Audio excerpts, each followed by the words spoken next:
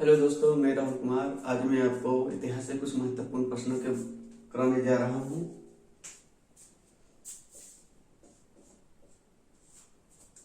जैसे कि आप जानते हैं, झारखंड एक्साइज कांस्टेबल की वैकेंसी आ चुकी है तथा कुछ ही दिनों बाद उसकी एग्जाम भी होने वाली है। तो दोस्तों, जैसा कि दूसरे यूट्यूबर करते हैं कि वो आते हैं, आधा घंटे पढ़ाते हैं, 20 सवाल करवाते हैं, चले जाते हैं। लेकिन मेरी जो वीडियो है 10 से 12 मिनट की होती है, उसमें मैं आपको 20 से 25 सवाल कराता हूँ और जो इम्पोर्टेंट है। देखिए, किसी भी आप गवर्नमेंट जॉब की तैयारी कर रहे हैं तो आप जाके सारे सवाल मेरे जो है वहां से उठा के देख सकते हैं। तो सारे सवाल जो है किसी ना किसी एग्जाम में आते हैं। अब मैं आपको वही सवाल कराता हूँ जो एग्जाम में पूछे जाते हैं। ऐसा नहीं कि मैंने आपको कुछ ऐसा पढ़ा दिया जो एग्जाम में पूछे ही नहीं जाते हैं, तो मैंने आज तक उसको कोई आपको पढ़ाया ही नहीं है। तो कृपया करें करके मेरी वीडियो देखने की कोशिश करें। अगर आपको पसंद आता है तो इसे लाइक करें, अगर नहीं पसंद आता है डिसलाइक करके चैनल अनसब्सक्राइब करके चले जाए। तो चलिए, आज हम आते हैं इतिहास के क्वेश्चन के ऊपर। जैसे उपनिषेदों की संख्या कितनी है? उपनिषेदों की जो संख्या है वो है 108।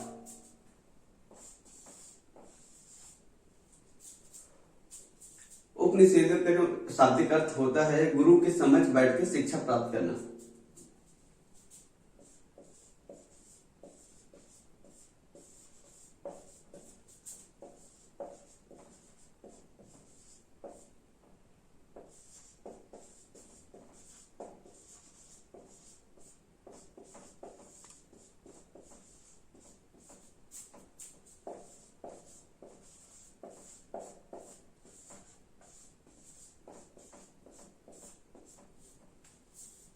चलिए, अब हम आते हैं क्वेश्चन नंबर 2 के ऊपर। तहकीक ए हिंद नामक पुस्तक के लेखक है। लेखक कौन है?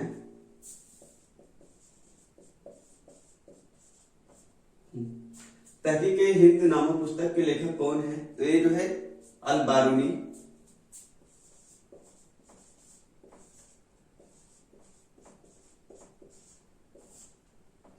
इस पुस्तक का एक दूसरा भी नाम है किताबे उल हिंद।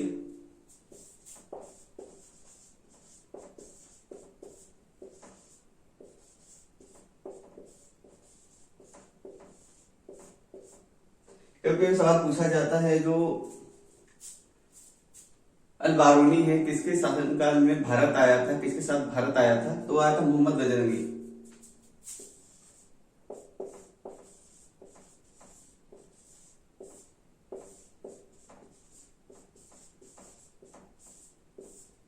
चलिए, क्वेश्चन नंबर 3 के ऊपर आते हैं। मोहम्मद गजनी ने भारत पर कितनी बार आक्रमण किया? तो मोहम्मद गजनी ने जो भारत पर जो आक्रमण किया है वो किया है 17 बार। 17 बार। क्योंकि पूछा जाता है कि मोहम्मद गजनी का सबसे प्रसिद्ध आक्रमण कौन सा था, तो है आपका 1025 में सोमनाथ मंदिर।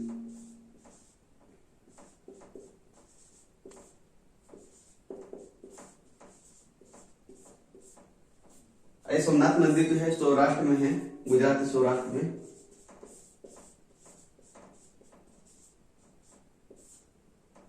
चलिए, अब हम आते हैं क्वेश्चन नंबर 4 के ऊपर। कुतुब मीनार की नींव किसने करवाया? किसने रखी थी? किसने रखी? कुतुब मीनार की नींव किसने रखी? देखिए, पहला कुतुब मीनार है कहाँ? तो है दिल्ली पे। ठीक है। इसकी नींव की बात किया जाए तो किसने रखा था? वो है कुतुबुद्दीन ऐबक।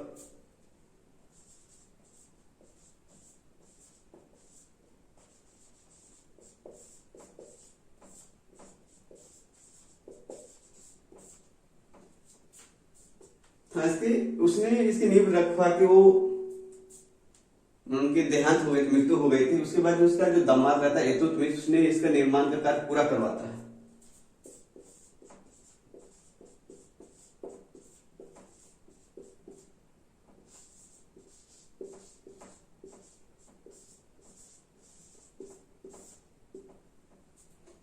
हाँ, और इसकी जो कुछ समय के बाद तूफान से इसकी जो ऊपर की छत गिर जाती है तो उसका जो मरम्मत का जो कार्य जो होता है वो फिरोज तुगलक करवाता है।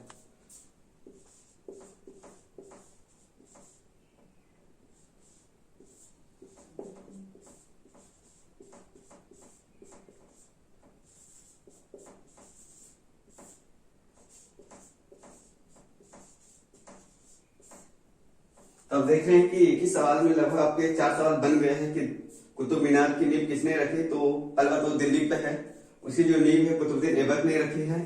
इसका जो निर्माण का जो कार्य पूरा करवाया गया है वो आपके इल्तुतमिश के द्वारा करवाया गया है। और इसकी जो मरम्मत का जो कार्य करवाया गया है वो फिरोज शाह तुगलक के द्वारा करवाया गया है। चलिए अब हम आते हैं क्वेश्चन नंबर 5 के ऊपर। एकता प्रणाली की शुरुआत किसने की?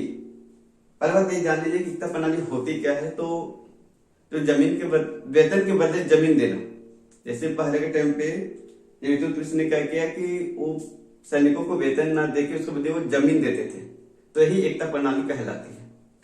तो इसकी शुरुआत है इल्तुतमिश ने की।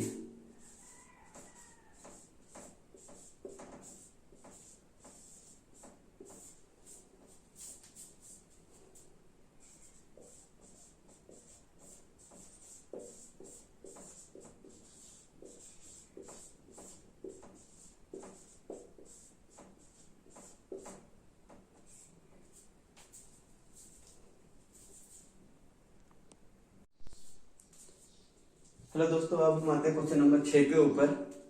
भारत की प्रथम महिला शासिका कौन थी? जो भारत की प्रथम महिला शासिका थी वो थी रजिया सुल्तान।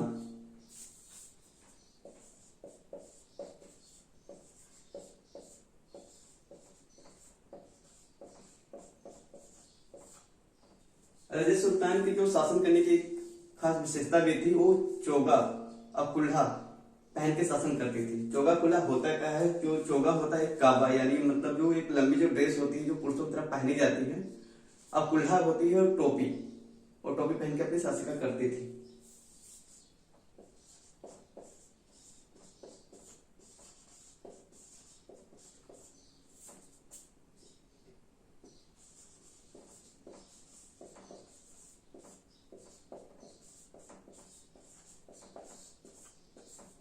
चलिए अब हम आते हैं क्वेश्चन नंबर 7 के ऊपर। लाल बख्श लाखों का दान देने वाला किसे कहा जाता है? जिसे कहा जाता है वो है कुतुबुद्दीन ऐबक। कुतुबुद्दीन ऐबक।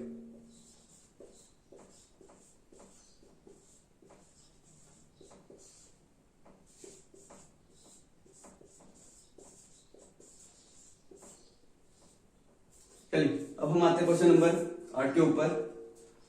मोहनजोदड़ो किस नदी के किनारे स्थित है? क्या कि मोहनजोदड़ो और हड़प्पा, ये दो सवाल जो है हमेशा पूछे जाते हैं। मोहनजोदड़ो और हड़प्पा। जो मोहनजोदड़ो जो है ये है सिंधु नदी किनारे।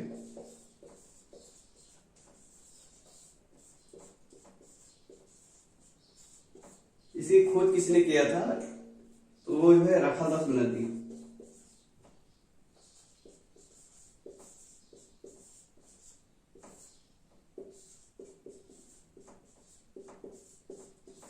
किस वर्ष किया था? वो किए थे 1922 में।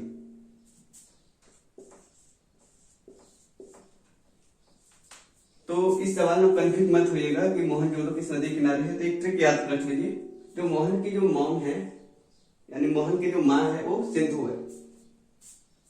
ये पुत्र हो गया, ये माता हो गई। तो आपको हमेशा याद रहेगा जो सिंधु, मोहन जो होगा वो सिंधु का पुत्र होगा। तो मोहन सिंधु नदी के किनारे स्थित है। चलिए अब हम आते हैं क्वेश्चन नंबर 9 के ऊपर। यह हर एग्जाम में पूछा गया है। सबसे प्राचीन वेद कौन सा है? तो है ऋग्वेद।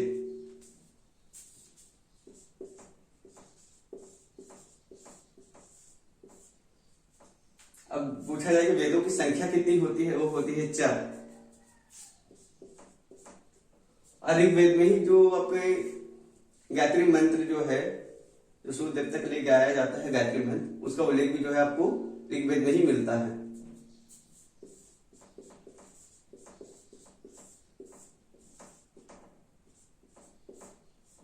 चलिए अब हम आते हैं क्वेश्चन नंबर 10 के ऊपर।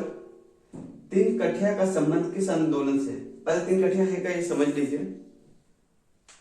जो चंपारण में महात्मा गांधी ने जो सबसे पहले जो आंदोलन किया था वो 3 कट्ठे से ही संबंधित था। तो अंग्रेज सरकार करते ये थे कि वो जमीन के 1 बीघा में 3 कट्ठे पर उन्हें नील की खेती करने के लिए विवश किया जाता था। इसे ही 3 कट्ठिया आंदोलन कहते हैं। तो ये संबंधित है चंपारण से है।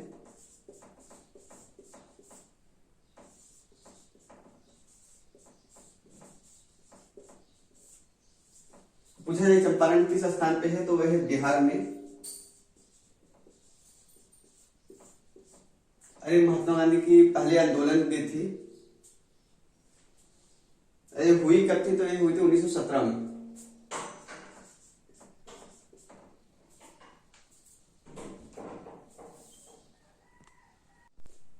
चलिए दोस्तों, अब हम आते हैं क्वेश्चन नंबर 11 के ऊपर। भारत की खोज किसने की? तो भारत की जो खोज की है वो के हैं वास्को डी गामा ने।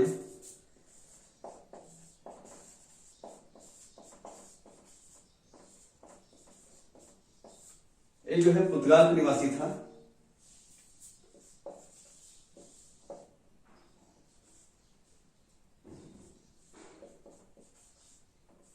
भारत कब आया था? तो ये आया था 17 मई 1498 को।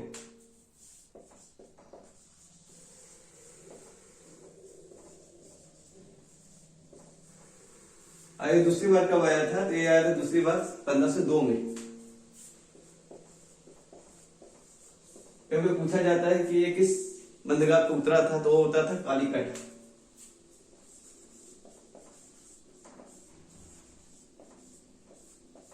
तो अब देख रहे हैं कि एक ही सवाल से लगभग 4 सवाल बन चुके हैं, 4 जवाब बन चुके हैं। जैसे भारतीय खोज किसने की? तो वास्को डी गामा ने की। किस देश का निवासी था? तो पुर्तगाल देश का निवासी था। कब वो आया, भारत कब आया? तो 14 मई 1798 को आया था, 17 मई।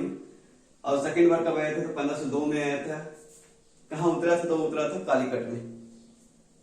चलिए अब हम आते हैं क्वेश्चन नंबर 12 के ऊपर। सालबाई की संधि कब हुई? जो सालबाई की जो संधि हुई है ये हुई है 1782 में।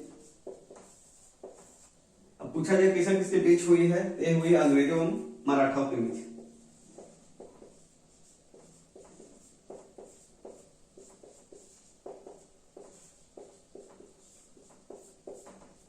चलिए अब हम आते हैं क्वेश्चन नंबर 13 के ऊपर। अंग्रेजों ने अपनी पहली व्यापारिक कोठी कहाँ स्थापित की? जो अंग्रेज जो आए सबसे पहले जिस जगह पर अपने व्यापारिक कोठी खोले थे वो खोले थे सूरत में 1608।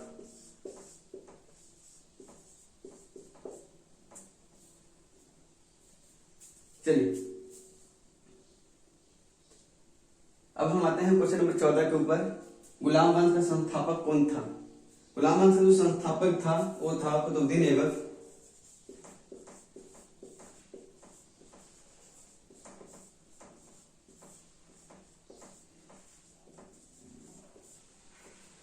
गुलाम वंश को और दास वंश, मामलुक वंश के नाम से भी जाना जाता है। दास वंश, मामलुक वंश।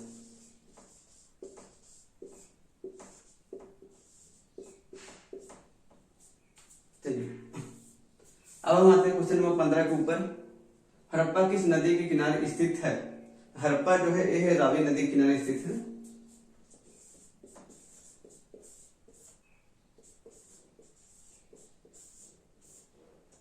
पूछा जाता है कि हड़प्पा सभ्यता की जो खोज है किसने की थी? वो कहते दयाराम साहनी ने।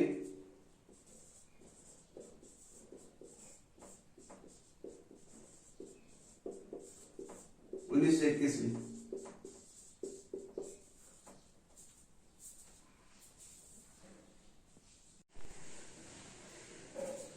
अब हम आते हैं दोस्तों क्वेश्चन नंबर 16 के ऊपर। वेदांतों की संख्या कितनी है?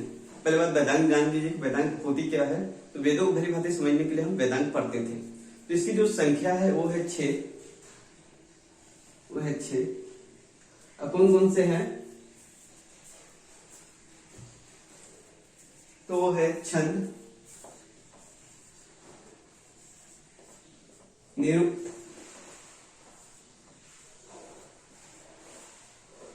शिक्षा, कल्प, व्याकरण, और ज्योतिष।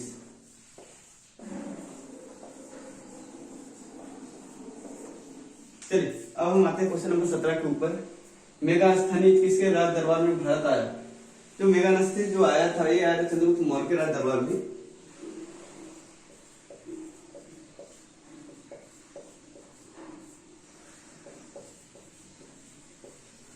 इसने एक प्रसिद्ध बुक भी इन्होंने लिखा था, उस बुक का नाम है इंडिका। इससे मौर्य वंश के जो बारे में जानकारी मिलती है। अब हम आते हैं क्वेश्चन नंबर 18 के ऊपर। महात्मा गांधी के राजनीतिक गुरु कौन थे? महात्मा गांधी के जो राजनीतिक गुरु जो थे गोपाल कृष्ण गोखले थे।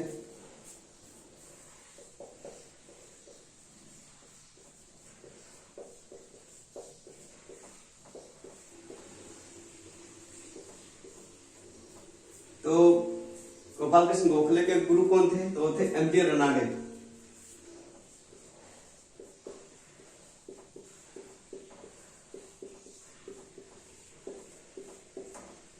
चलिए अब हम आते हैं क्वेश्चन नंबर 19 के ऊपर।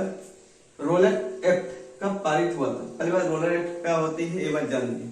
अगर अंग्रेजी सरकारों को कभी ये लगता है कि कोई व्यक्ति उस शासन के खिलाफ कोई कार्रवाई कर रहा है तो उसे उस संदेह के आधार पर उसे गिरफ्तार कर लिया जाता था। तो ये रोलर एक्ट जो पारित हुआ था ये हुआ था 19 मार्च 1919 में।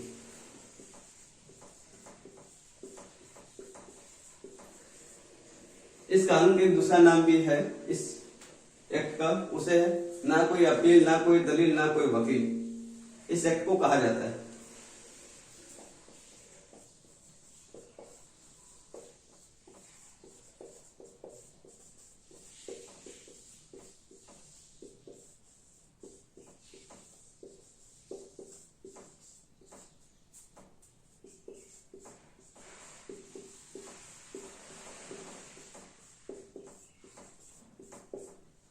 चलिए अब हम आते हैं क्वेश्चन नंबर 20 के ऊपर। ये हमारी क्लास का ये लास्ट सवाल है। बक्सर का युद्ध कब हुआ था? तो बक्सर का युद्ध जो हुआ था ये हुआ था 1764 ईस्वी में।